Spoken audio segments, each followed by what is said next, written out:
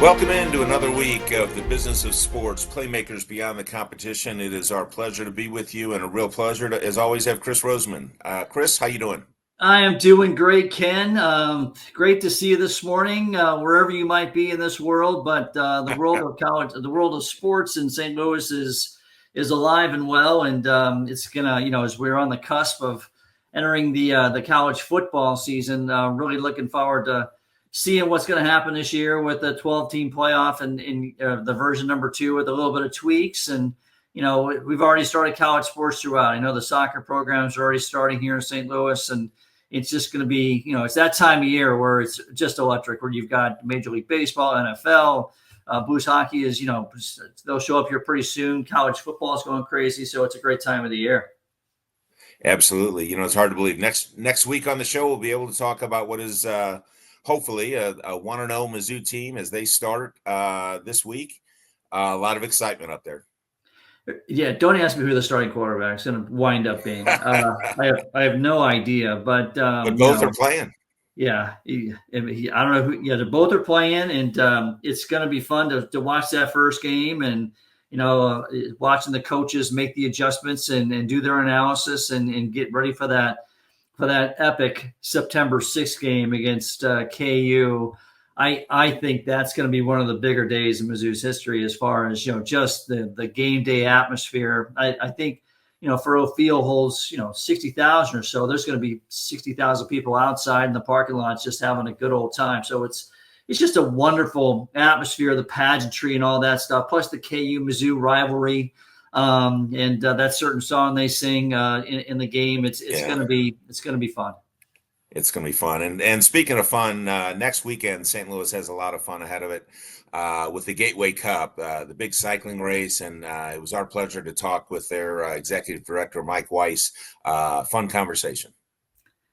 Yeah, almost 20 years. I mean, he's just a great guy and just pretty humble.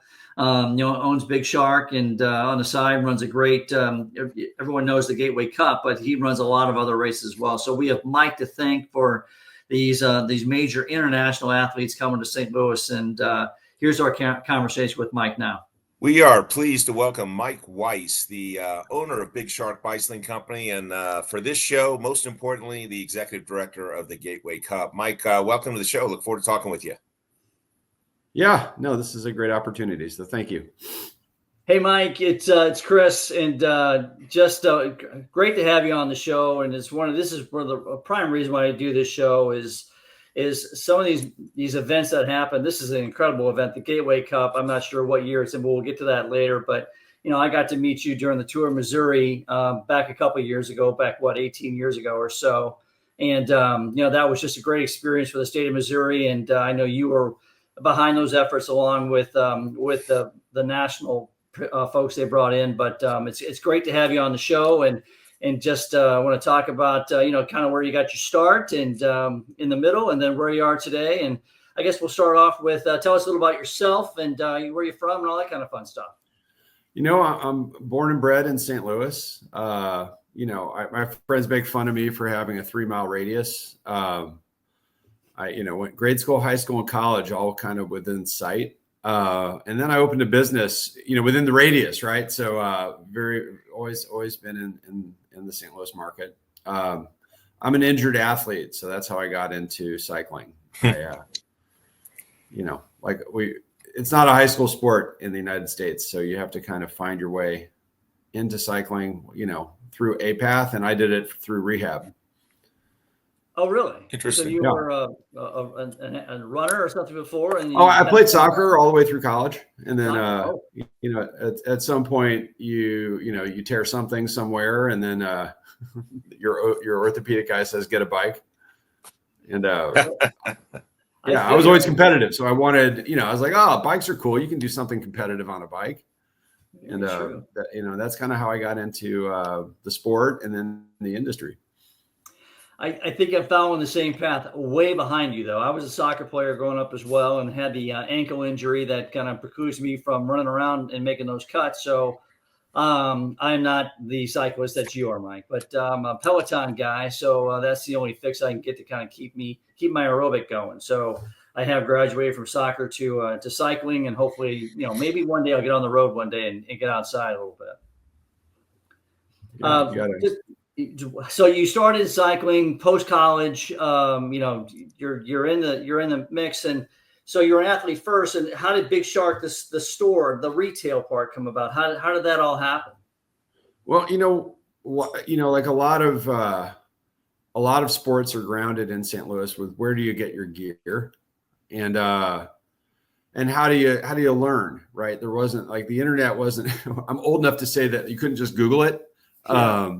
So it was going to local retail stores, talking to the staff, finding that community of people that liked riding. And that's how I got immersed into it. And then, I really enjoyed, as I learned more about the sport, I found it infectious. And then I really liked the culture of cycling, the history, the international nature of it, the technology of it. And so, got a part-time job to learn more, not knowing what I didn't know or the path it would take me. And I found that I liked retail. I liked dealing with the general public. And I also found, like, everything I wanted, I found. I found the answers. I found the community. I found sports that way.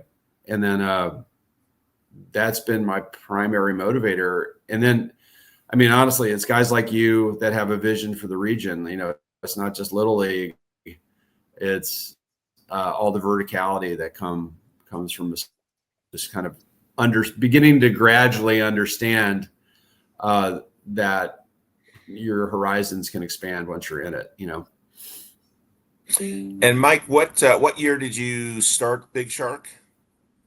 1993. So right after college.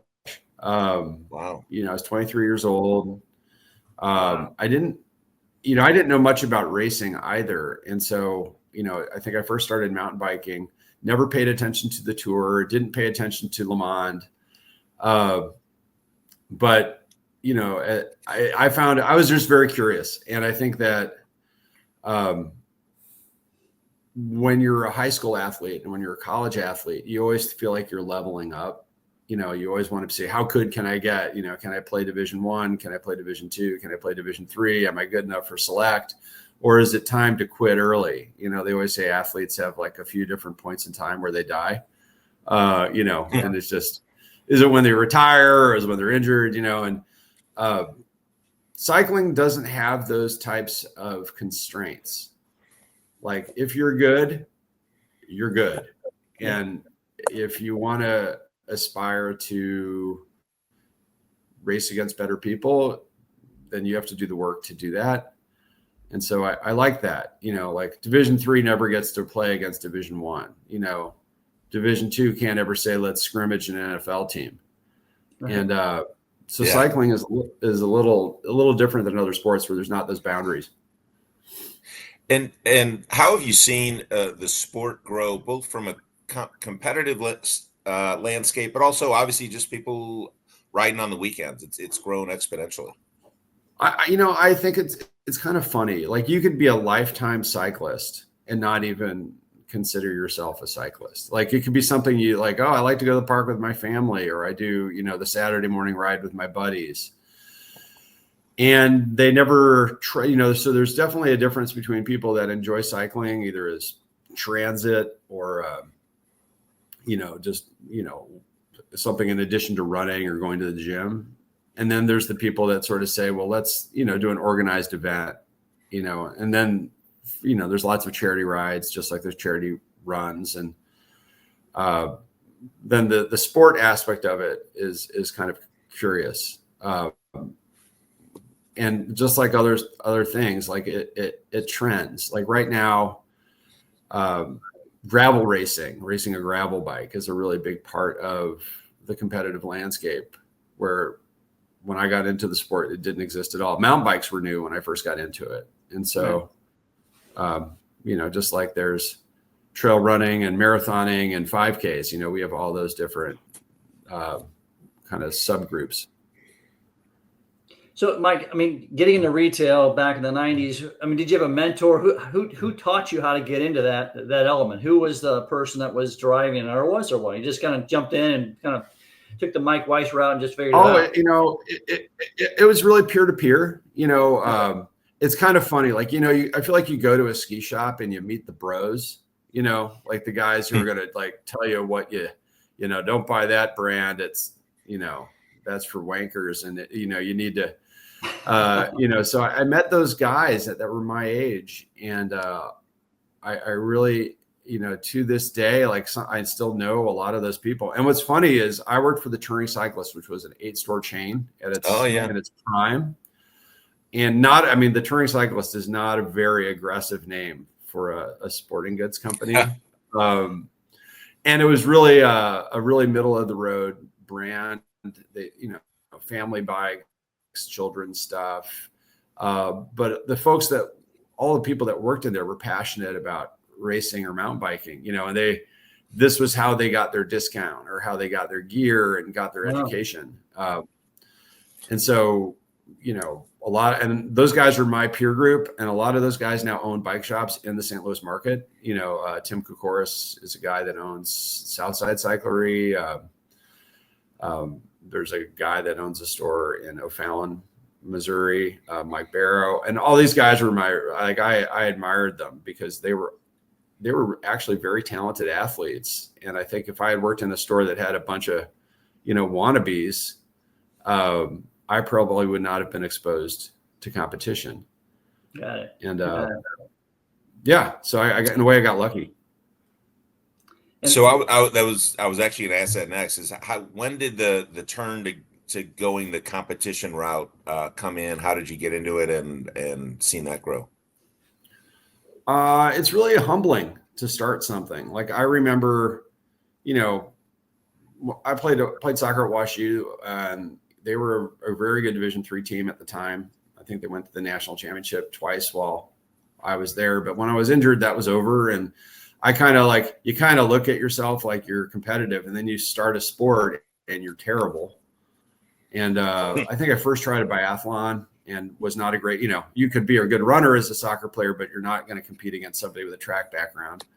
And knowing nothing about cycling, I wasn't very good at that either. And I think I went to my first bike race and got left behind in the first minute. And I'm looking at everybody and sizing them up, and I'm like, man, these guys aren't much. And then the next thing I know, I'm like, well, that didn't work out, and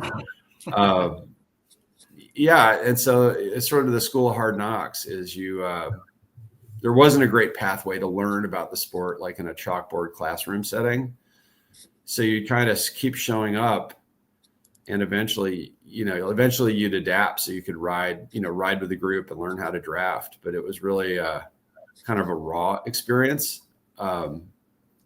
And there wasn't a lot of racing in Missouri at the time. And so cycling is like this black belt kind of karate thing going on where everybody understands black belts are going to, hurt you, and white belts are going to hurt themselves, and cycling is the same way. Like they have kind of this freshman novice category called 5. And then there's like this unimaginable ability where you get to be a 1. And at the time, the only way that you could improve is by scoring or placing in events. And so there weren't that many events. So I would get on the road every weekend and go do all of these beginner races all around the Midwest. And kind of what pros do now, like these privateer guys travel the country living in their car and race. And I was doing that when I was terrible. Yeah. And, because what are your I wasn't going to wait for races to occur in a market. Right. So going to Wisconsin and Iowa and all these places. And my friends made fun of me because they said, you're like a professional Cat 4. Why would you're going to these markets where there's only locals racing, and you're like the one guy who's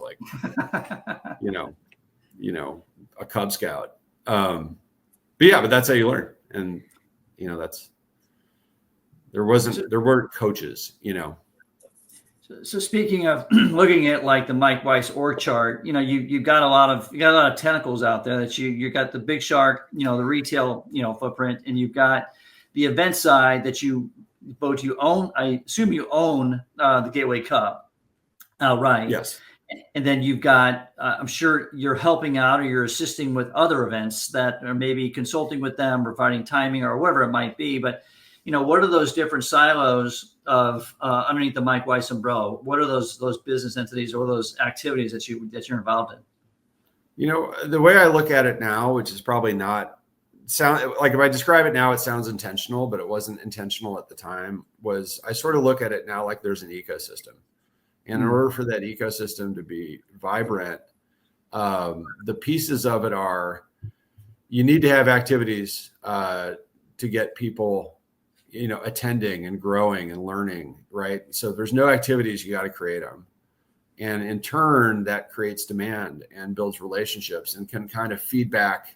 The feedback loop is hopefully to your store, but it's going to help the whole marketplace.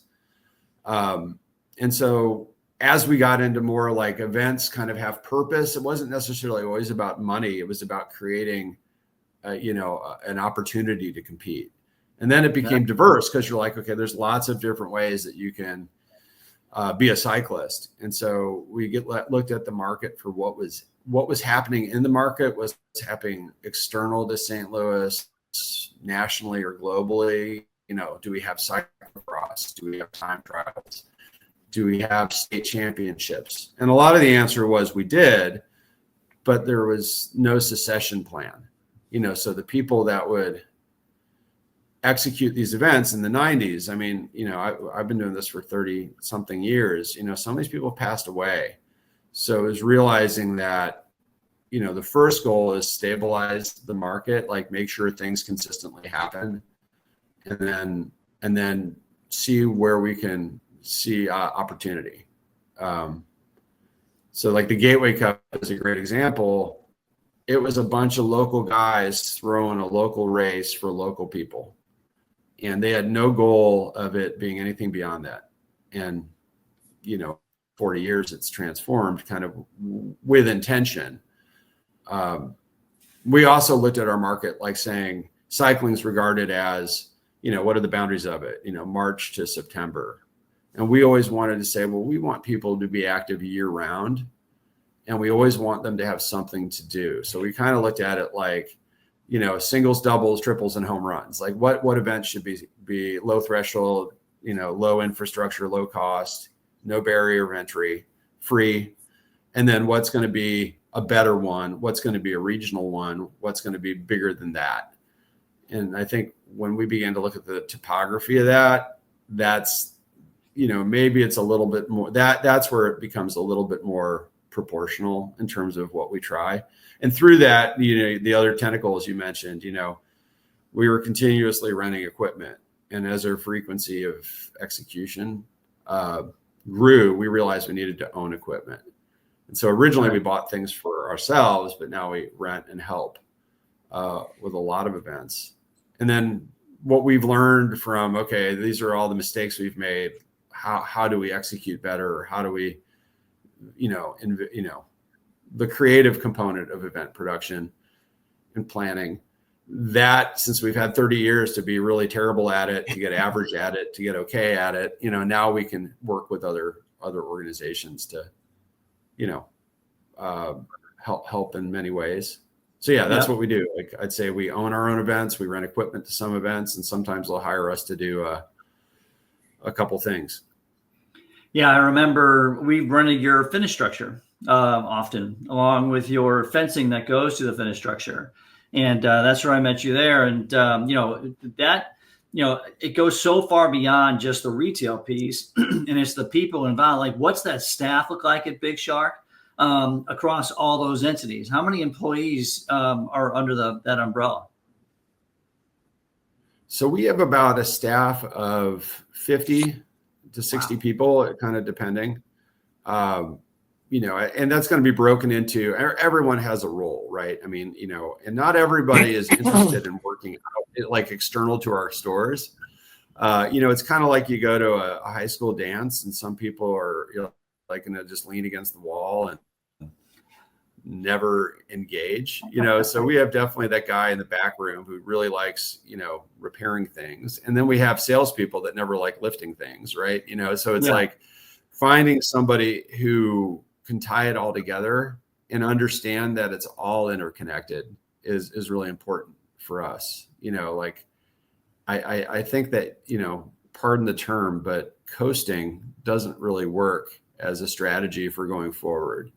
And so, we try to tell all of our staff, like, part of what we do is, kind of, you put energy out and hopefully it comes back at the retail. But, so we try to use our own store staff at events when possible. If we're going to support an event with technicians, it's great sense to not just have a weekend guy, but have somebody who can repair anything, really MacGyver stuff out in the field. And so we use our techs at our as our support crew. And then we also try to weatherproof our company a little bit, because retail's pretty soft. It's been soft for a while. And so if we can figure out a mechanism to keep paying our employees in the off season, working, there's like a cyclocross is a great example, because it's in October through December event. So we kind of transition staff that would be idle or furloughed and put them out in the field. But we do have our own event staff. We have guys that, know the nitty gritty of, with any event production in the endurance space and probably any sport, there's the person that has to turn the lights on and gets there first and also leaves last. And we are, so we're, so we have a, like wake up, we hire an additional 45 people for that weekend. Wow. And so that's, but normally our events, we run with just a registration team and a course setup team. And that's kind of it. Got it. We are enjoying talking with Mike Weiss for the Gateway Cup. We'll talk much more about that when we get back. But you are listening to the Business of Sports, Playmakers Beyond the Competition, on the Lou Information Station, live and on demand 24/7 at louinfo.com. And we're back with Mike Weiss of the Gateway Cup and Big Shark Bicycle Company. And Mike and his 30 plus years of experience in this. I've had the privilege to work with Mike on a couple of big events. One was the Tour of Missouri that came through our state back in, I think it was 2007, 2008. It was a short stint that we had that race, but working with the Sports Commission, we had our role, which was primarily on the outside. And Mike, you worked with the group that kind of brought that here, and is the Sports Commission person. But whenever we would host events, like, I never pretended to know about cycling or how to put on a basketball game. It was always about we were on the periphery, but people like you are critical to the Tour of Missouri to making it happen. Even though it started, I think, in Kansas City and came all the way across the state, but that was a huge undertaking.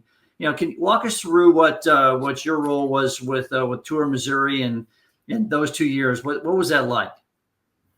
It was an interesting and very educational experience for me. We had, been trying to put on, these tiny events like in the early 90s. Like, we started helping with all of the, like, these, poorly funded, probably irresponsibly executed events in mountain biking and road cycling and time trialing. And as we got better at it over that 15-year period, leading up to the start of the Tour of Missouri, we were getting better at it, and our events were getting better. And I had, at that point, had already started putting on the Gateway Cup, or taken over the Gateway Cup, and was trying to understand where it fit in the cycling universe. It was not on anyone's radar as a significant American event, but it was quite big. And I felt like I had about a 3-year window before the Tour of Missouri opportunity to explore what it would take to bring a big cycling event to St. Louis that could attract, riders of standing and get media, and was working on that by myself. And I think it had become a reputation in Missouri was, okay, here's a guy in St. Louis that's been doing this now for almost 2 decades. And so an advisor to Governor Blunt at the time brought the notion, like they were looking at the Tour of Georgia, which was a major cycling event for a period of time. And he just wanted to have a conversation about it. So I got this random phone call. You want to come to the Capitol and talk to the governor? Holy cow. And since that doesn't happen very frequently, if ever, I said, sure. And so he just sort of wanted to know, 1 hour conversation with the governor. He's like, the questions you would ask: how do we get this in Missouri? What is it? Who puts it on? What does it cost? Really like, the right questions, but each answer was really, deserved, a really thorough response and an exploration. So it was just almost like, we don't even know what the RFP should be for something like that. Right. But so the first thing I had to do with them was literally come up with like a document that had cycling terms. Like, here's what it is. Here's what a stage race is. Here's how many teams play. Who are the teams? Here they are. And one step further, how many days long is this event? What cities does it connect? What's a start city versus. So the first thing I did, I felt like it was being, post-college, like, because I was excited about it. And so the very short story is I gave them a sketch and probably the cliff notes on it. And he says, well, is $1 million enough to get started? And I was like, I think it might be. And I was aware of who was putting on Tour Georgia and, Tour. And so my next call was to USA Cycling, and I talked to their CEO, and I said, the governor of Missouri wants to put on a stage race and is willing to, put a down payment on it. And they treated me like I was, as I probably would have, like it was a crank call and this guy's ludicrous. Yeah. But then they sent the regional rep to St. Louis, and then we went to the Capitol and we met with the governor, and he recommitted to the $1 million and state resources to it. And he wanted to fast track it. He wanted to develop it, an event that would take 2 years to develop. He wanted to do the following year. So we only had 9 months. Jeez. So wow. I knew that the managing group, yeah. So I called the guys that were putting on I cold called Medalist Sports out of Georgia that puts on all the American European style races. Talked to Chris Arnold, who's their CEO. Yeah. And, I think he got a lot of phone calls that are dead ends. And I just said, listen, we don't know each other. Governor's pledging $1 million. I don't know if it's a $2 or $3 million project, but I know that you have the answers and I don't. And so, and he flew here, and then we all met with the governor. And then on the way out of the meeting, he goes, we're going to need to hire somebody. And so they hired me for 3 years to help with that event. And I really enjoyed it. It was, well, it was an incredible event. That's the short story. That was a great event, for 2 years it happened, and put Missouri on the map, on the international map. I mean, that was a monster race, and the impact that it had, and it culminated here in St. Louis, in downtown St. Louis. And thanks for all your efforts to put that together. Ken? Yeah, I was going to say, obviously we're coming up. Next weekend is the big weekend, the Bomarito Audi West County Gateway Cup, and go into a lot of interesting details as I was looking into it. Go into some of the details and what people can look for. Well, the thing I always tell people about the Gateway Cup when they come to it is, Missouri has the kind of this apologist attitude, like why we can't possibly have something that's the best in Missouri, and so people when they come to the Gateway Cup, I always hear, oh yeah, those guys are pretty good. And you know, at a certain point you want to say, no, this is the best product actually in American cycling that you can have. I mean, that's sustainable. So what Criterium Racing does, you know, I wish it was a better word. We could just say it's pro road cycling, but the format is like NASCAR, you know, short course. And by saying it's short, what that means is you get to see the athletes pretty frequently.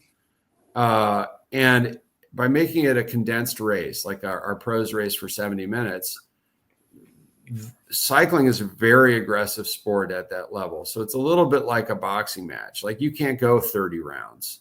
If you're going to be racing that intensely, an hour and a half, 70 minutes, that is all you need to get it done, because they're redlined the entire time. So unlike the Tour de France, where you got 4 hours of boring television and a couple exciting moments, and then it's really decisive at the end, these races are much more muscular, so that's the fun thing.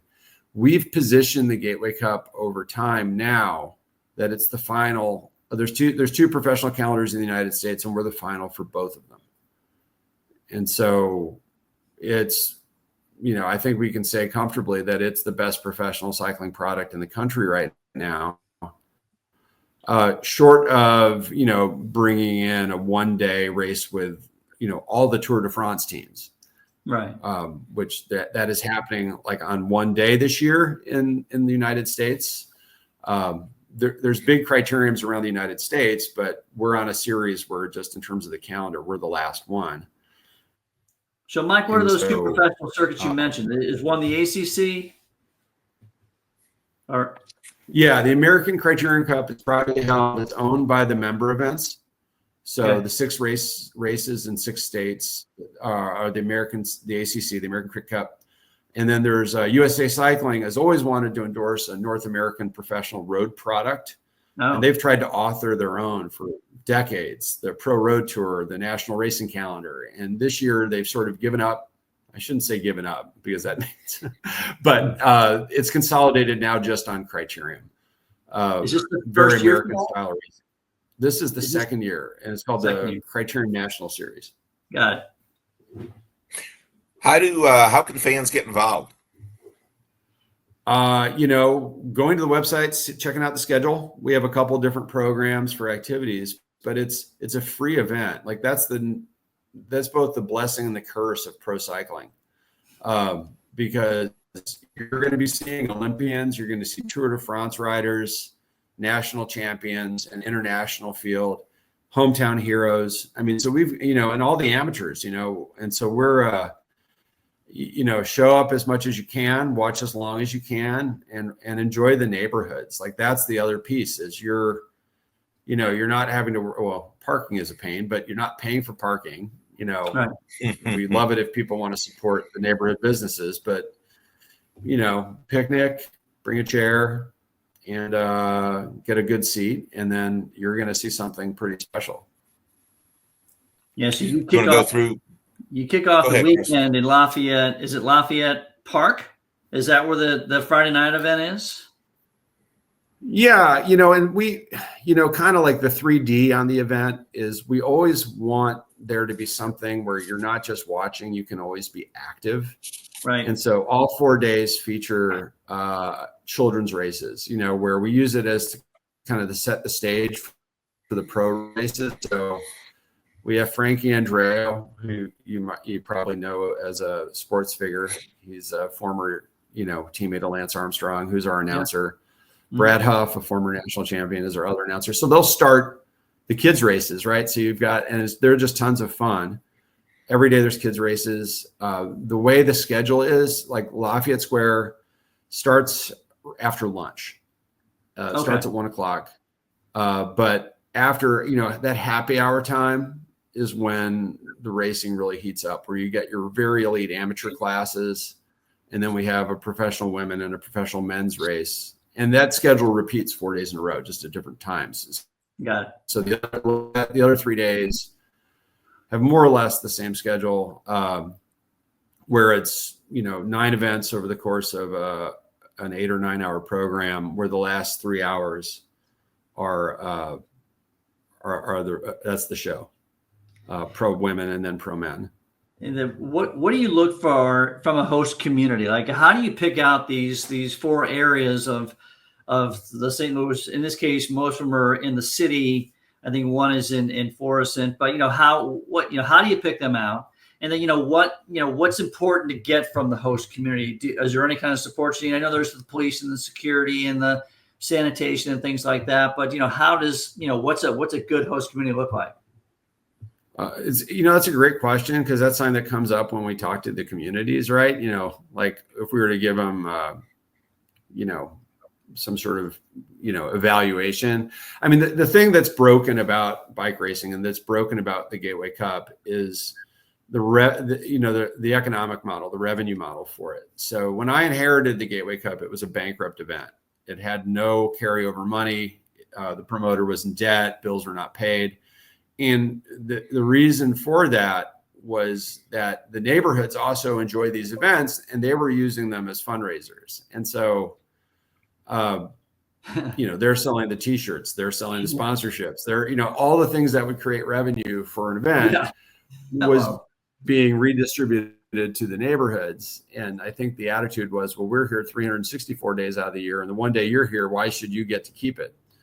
And my attitude taking it over was, well, then there's nothing, then there's no allowance for race execution or race growth. And so we sort of had to come up with what are the actual benefits of the race? Like, is there a mechanism that the communities can, I would always say there's a lot of intangibles. Your community is getting great press. You're right. Attracting people to your neighborhood. They're going to patronage your businesses. It showcases your architecture.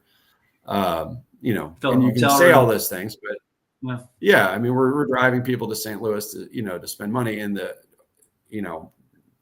like you said, the gas and lodging, food and beverage. But we had to change that model. That was what we had to do with this. And we had to say, listen, support the event financially. We'll give you marketing in exchange for that. We'll give you the event in exchange for that. And we try to create revenue opportunities where it is a pay to play model, but it's prorated for each community. So local businesses certainly have the opportunity first and at a lower cost to be part of the festival, get in the expo. So we always look for support there. We look for volunteerism. We look for some help with the on the ground stuff. Is it the no parking sign? Is it resident communication?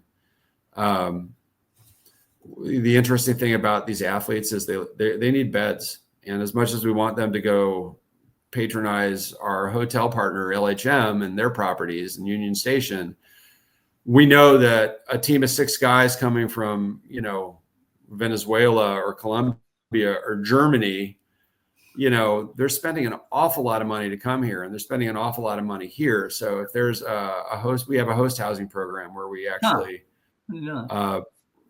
we probably house 300 athletes in residence homes.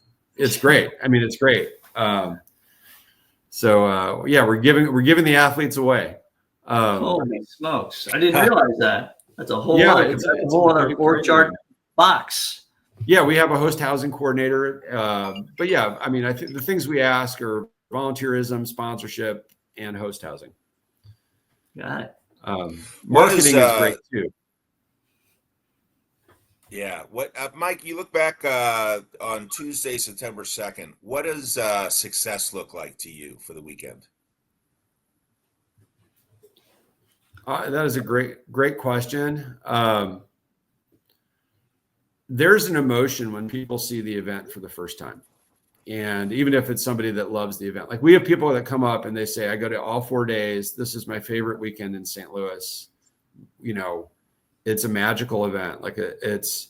And one of my two favorite things are the starting and the ending, because Lafayette Square, people don't know who's there. They don't know what it's like. For that person that's never been there, you kind of get to see how good the amateur racing community is in North America by watching those races.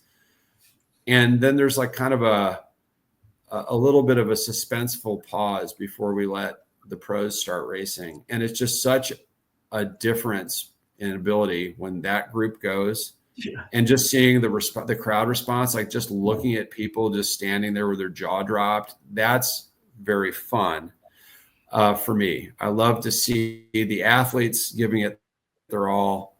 They feed off that energy.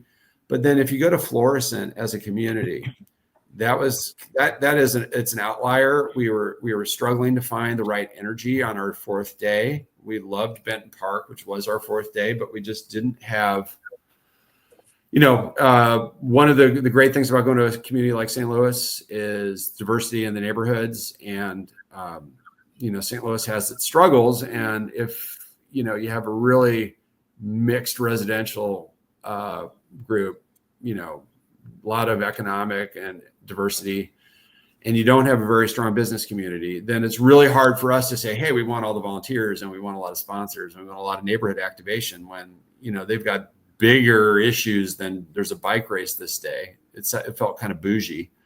Right. And so somebody suggested Florissant, and I had my St. Louis blinders on. I wasn't aware of North County. I went up there and I looked at Old Town Florissant. I was like, wow, this is a beautiful community. The road services are great because we want to make sure that they're not racing in a cow pasture. And it had all the ingredients of a small town and a city at the same time. And so that was a real departure for us. And that is a community that knows 100% nothing about bike racing. They didn't know what the Gateway Cup is. They've never seen. And so we did a test event in Florissant. And they thought, I actually had terrible attendance. I was embarrassed. I was like, this is a great course. Very few athletes went. I don't know why, but we just sort of said the attitude of the community was such, and the appetite for having a really interesting, positive event in North County was absolutely there. I think after going through the whole Ferguson-Florissant thing and then dealing with, I think, some prejudices in St. Louis about what North County might mean, depending on where you're from. Sure. And we went there for the right reasons. Like I go to you asked what a community does. When I go to their city hall, it's all agencies, it's business owners. I mean, streets, parks, police, fire, media, economic development. Everyone's in the room. It's really hard to have that type of conversation in St. Louis City. Yeah. And then when we did show up last year, that was the first year for the Gateway Cup, the way that neighborhood responded to the event was we were all sort of in disbelief. I mean, so that was a great way to end. And I'm really excited this year because they wanted to move the finish line to City Hall. Oh, wow. And so, wow. We're going to bring it. Let's go. Well, speaking of bringing it, a week from today, you're bringing it. And that we didn't get into the operations of this crazy thing. You go 4 days, you're unpacking, you're resetting up finish lines and start lines and all kinds of stuff. Hats off to what you've been able to accomplish with your team over the years. Really looking to a great 4 days. I'll be there for sure. My favorite's the hill. I think that ambiance, that atmosphere where you're right up against the fence watching these guys and gals zoom by 50 miles an hour. I don't know how fast they go, but they're flying. It's really an invigorating show, and just thanks for all you do for the area. It's a great event that's highlighted. So have a great week, and thanks for coming on today. Really appreciate you. Well, guys, thanks for covering it, and I'll look for you on our volunteer list. I'll be there. All right. Thanks a lot, Mike. Really appreciate it. All right. Thanks, Ken. Chris, really enjoyed that conversation with Mike. And I know you've obviously been a number of times to the Gateway Cup. It's a lot of fun. Yeah, Mike's like I mentioned, he's a really humble person. And to see where I didn't know he was a soccer player.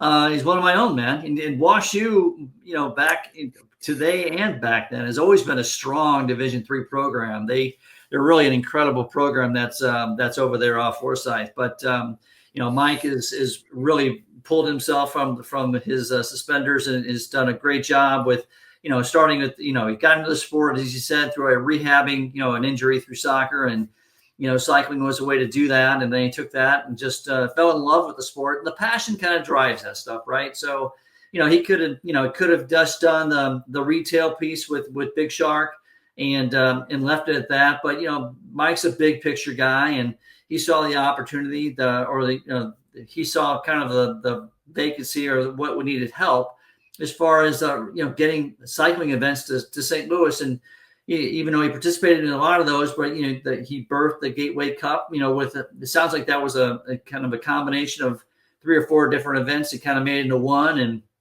that experience that Mike, got by doing the Gateway Cup, those races here in St. Louis, enabled him to be kind of the go-to guy when it became chance for St. Louis and the state of Missouri to have the opportunity to get on the international. I mean, it's an international stage. That Tour of Missouri was a monster. I mean, can you imagine that? You're in Kansas City, the Jefferson City, the Columbia, and all those different pieces that had to happen. So Mike's just a great guy, and just we're lucky to have him here in St. Louis. Absolutely. Yeah, we talked earlier about obviously college football kicking off. Some big news this week that the SEC officially is going to 9 conference games. Big financial impact to that. Obviously, it's another major game on every campus every year. Yeah, there's I'm sure Mr. Sankey and company, ran through those the pros and cons of what that could look like. And our 9th game, if you will, is KU, and that's against a Power 4 opponent. And instead of it being outside the conference, so to speak, it's going to be inside the conference. And 9 SEC games. That's going to be some kind of schedule when that kicks in. So it's it's going to be fun to watch. And college football just seems it's changing every day. It's that we just had the House settlement July 1st.